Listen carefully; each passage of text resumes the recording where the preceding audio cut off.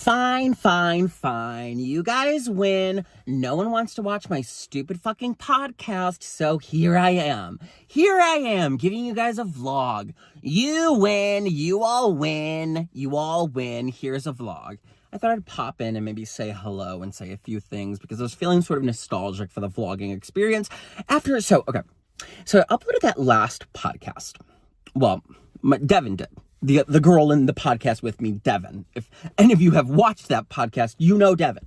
But most of you, I assume, don't know Devin. Devin is the girl I'm doing the podcast with. She uploaded the latest video, and then she said, she was like on her computer, and she's like, are you Uncle Marco Archives? And I was like, no, I'm not Uncle Marco Archives. And she said, yeah, look at this, Uncle Marco Archives and Lost Media. And you know, it's funny. So one of you, because I'm sure you're watching now, and I'm sure you're someone I know, as in you're a longtime viewer. And I just want to say, go right ahead. Like, absolutely, I'm surprised no one did this earlier. But the other thing I want to say, if any of you want to watch my old vlogs, if you had liked them in the past or saved them in any capacity, you can still find them. They're just unlisted. I just made them unlisted. They were private for a long time, but then I realized if they're private, you can't read the comments, and if they're unlisted, the comments are still there. If you've commented on any of my videos, you can go through your YouTube comment history, find the video, and watch it. But a lot of you didn't do that, so like full steam ahead. But frankly, I was thinking in the car just now, if you did not like those videos back when I posted them, I don't think you deserve to see them. You know, where was the support when I needed it? Where's the support now when I desperately am in need of some sort of external validation?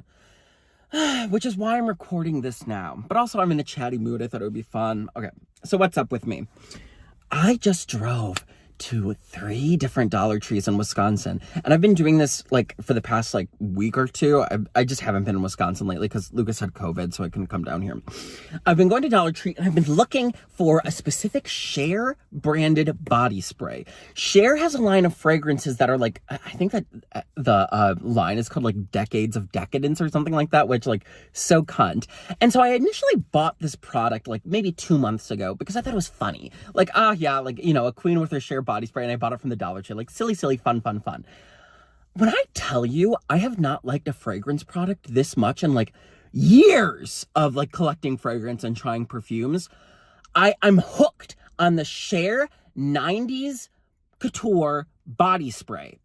And so it's not like it's being discontinued. Just a whole bunch of them ended up at Dollar Tree because part of Dollar Tree is their own merchandise and part of it is just dead stocked from other retailers. And so I'm sure this was available at Walmart or something where a lot of body sprays, celebrity body sprays, are now being sold. Walmart. And nobody bought it because the people who are in the market to buy, and this is the other thing that I loved about this product, it was so misguided. The people who are in the market of buying celebrity body sprays don't want one from Cher. So of course they didn't sell. Of course, like massive amounts of them have ended up downstream at the damn Dollar Tree. So I had been planning like, okay, I gotta buy like 6 bottles of this at $125 because it's exceptional. It is so good. It smells so delicious, sweet, milky, a little salty, a little musky. It's too good, girl. It is. This Cher body spray is too good. And so the thing, I was telling Devin this when we were at the mall and I was like smelling body sprays at Bath & Body Works. The thing about female fragrances is a gay man could get away with wearing a girly fragrance if it is creamy. If it is like a musk-based vanilla with some sort of like, you know, herb in there as well.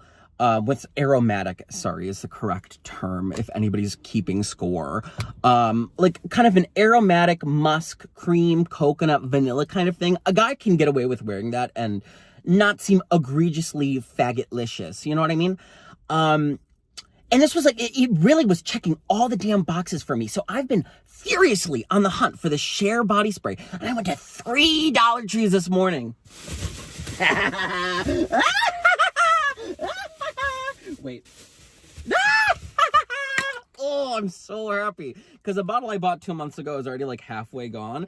And so, of course, no one, like, the first 2 didn't have it. And I was assuming I was going to have to just go up and buy this for full price for $10 off the internet, off Mercari or something. And, but I don't. I have my 3 body sprays. Now I have 4 bottles, and I should be set for like the next, like, I don't know, 2 years of my life, because it's just too fucking good. And you know a fragrance product is good when you're just like like just sniffing yourself. But I will say I am a devout self sniffer anyways, and I mean that about my BO and the smell between my butt crack and under my balls. Look at me. Anyways, girls, and the other thing I bought, the only thing though is like with fragrance products, the fragrance market, like in the online world, in our world of social media scrolling, anytime anybody alerts anyone as to a good, like genuinely good, cheap fragrance, you better believe that the demand for that shit will go up, and then it's gonna be bought out by some like nasty talking like mom of 2, you know, who's gonna just make as much content as she fucking can about it, and then the rest of us can't get it unless we want to shell out like $70 for a $10 body spray that you can find at Dollar Tree for $125, you know, and on eBay, you know, for the full price on eBay. But no, not me. I'm already stocked up. So you know what? Go ahead. If you're interested, make a TikTok about this, make it go viral, do what you do, because clearly anything I do will never go viral because nobody fucking likes me. Something about me is just so awful. Speaking of which, so I've submitted now this year about 6 auditions for this season of Big Brother. And I know that's not kosher. I know I'm not going to get on Big Brother. But the first audition tape I submitted this year was a very genuine attempt. I really tried to make myself look marketable for television. I did. I made it 3 minutes. I made it quick, snappy.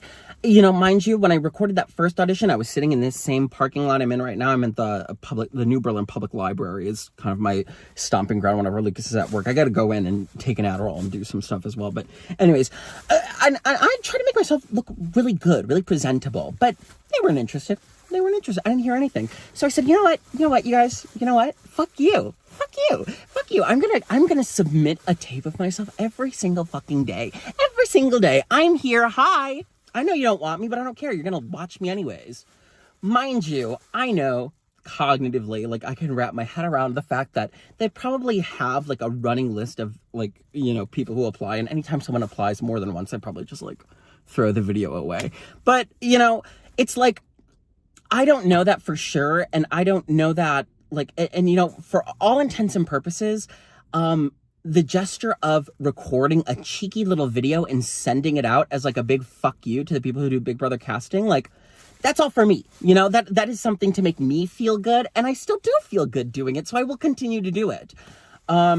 I've kind of had to make peace with the fact over the past, like, you know, 2 months of like dreaming about, well, I've been dreaming about being on reality TV, like seriously for like the past like year. And I've been trying to like, actually probably the past like 2 years, I've been trying to make that happen, and it just won't.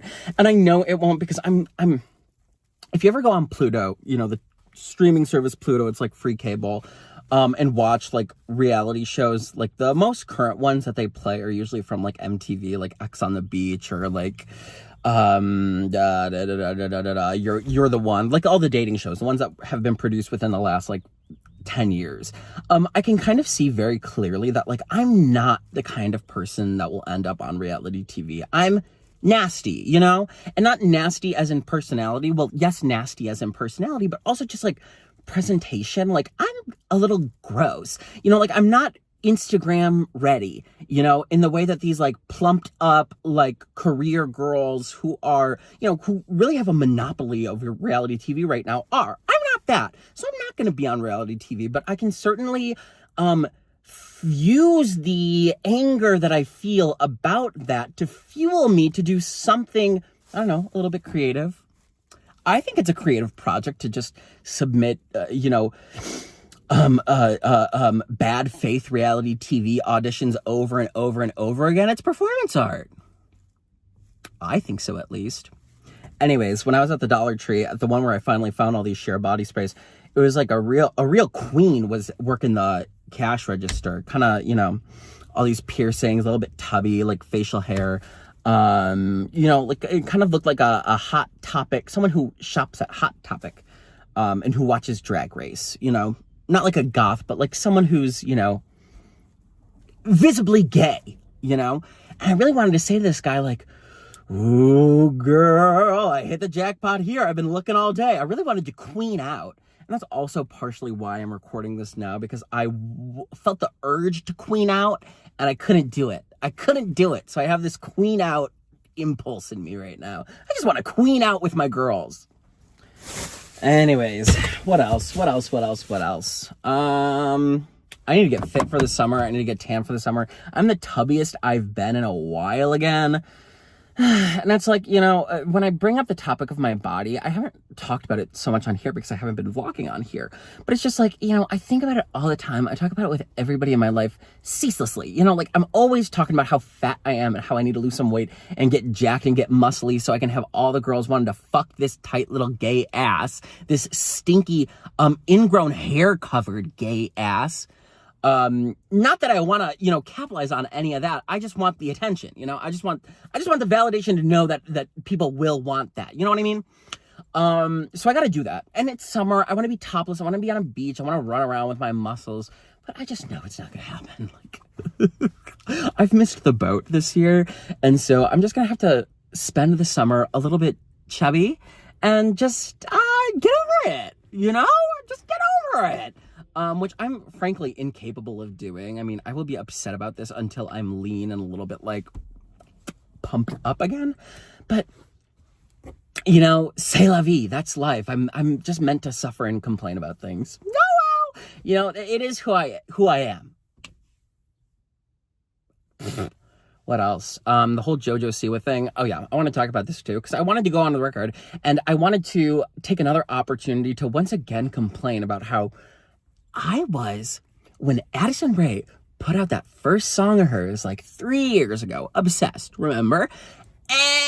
Everyone was jumping on the hate bandwagon against Addison Rae. This song sucks. She's untalented. She's never going to be a pop star. Why the fuck? Like, this is such an awful, trashy, dumb song. And I sat there and I said, this song is brilliant. And Addison Rae as a pop star is brilliant. You guys will see. And sure enough, it just took one cheeky rebrand later. Every faggot loves Addison Rae. Loves Addison Rae. Loves her little EP. Loves those little SoundCloud leaks that, you know, she released the small EP of. And I've just been sitting here all the time like, I was right. I was right all along. And what I hate about it is because this is something that it's like my cosmic burden. You know, I must have really pissed someone off in a past life that my current punishment is I'm right about everything and no one wants to believe me until like 2 years later when everybody hops on the bandwagon that I've already been on. And then I don't get any credit for being cool. Everyone just thinks I'm an idiot. Everyone just thinks I have no taste and I'm dumb and stupid. And so here's what I want to say about Miss JoJo Siwa. And then we'll talk about the whole demo thing too. But I love this fucking song. And I clocked that this song was someone's scrapped song. I did when she first was teasing it. I was like, this sounds a little too much like the Natalie Portman Vox Lux movie soundtrack, which those were all just scrapped Sia songs that she gave to Natalie Portman. Which, by the way, if you're in the market for that sort of thing, go listen to the Natalie Portman songs off the Vox Lux movie soundtrack. They're such good, trashy pop, like little time capsules as performed by Natalie Portman. It's hilarious. They're so good. But JoJo Siwa, it's the same thing as the Addison one. It's the same thing as the Natalie Portman Vox Lux soundtrack. I was like, this is perfect. This is perfect for a trashy pop fan like me. And everybody was just blinded by the fact that it was JoJo Siwa to really acknowledge that. I think the fact that it was JoJo Siwa adds to it. I don't like JoJo Siwa. I think she's a cunt. I do. But her having a trashy, like, kind of low-budget pop song, which she sounds horrible on, incredible cultural artifact for me specifically, and I loved it. I loved it when she was teasing it. I loved the whole thing. I loved it when it came out. And so now, obviously, it's been revealed that she, like, bought this song. It was an old Rock Mafia song that Miley was supposed to release during Can't Be Tamed, which checks out completely. It sounds like Can't Be Tamed with Miley. I want the Miley demo to surface, really. And then we ended up getting a leaked demo by some, like, flop girl named Britt Johnson, who... Then I went down the rabbit hole of this woman's career, Britt Johnson, I think her name is. And I feel really bad for her because she's tried from like 2000 to like 2015. She had been trying to like launch a pop career and failed every step of the way. Not one album out. And it's because her voice is very, very bad. And so everybody's like, oh, JoJo Siwa stole this song. She stole this song. Like, no, girl, it was a song that was never released and was then sold to her. Like, this is how pop music works, weirdos. It's another pet peeve of mine. When people, namely, like, people who are under the age of, like, 20 or, like, 25, there's a new timbre to pop standum, now that, like, I've aged out of it, that I just, like, can't get behind. People aren't fun anymore in the pop stand space. It's very, like, corny. Like, it's got that same like Gen Z sort of like moral superiority to it that everything you guys do has. But anyways, everyone's saying, oh, this Brit version's so much better, and I'm like, no, it's not. This is from the period where Timbaland was making really bad music, and his production on this version is kind of bad, and this girl's voice is also, I would say, just as bad as JoJo Siwa's. But I do hope that more music from this Britt Johnson girl's shelved album does end up surfacing, because, I mean, it's right up my alley. I love flop-tastic, low-budget pop music from no-name losers. That couldn't happen, especially if it's, like, more than 10 years old. Right up my fucking alley, girl. Right up my fucking alley.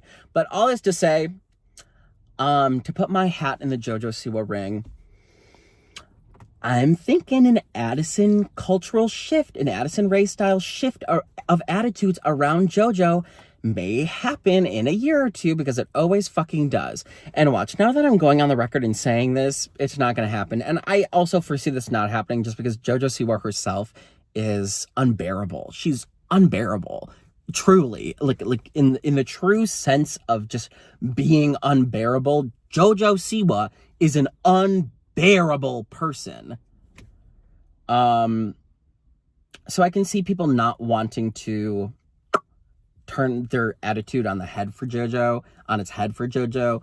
Because Addison was never like nasty or like gross or like annoying. Like, she was just a girl who happened to be hot and wanted to like release pop music, and then everybody got over themselves and was able to embrace that fact. What else? I mean, this is like 17 minutes. I'm just gonna let it here. Hope you girls are well. I'll end this by saying, just leave a comment on those videos of my podcast. Come on, girls.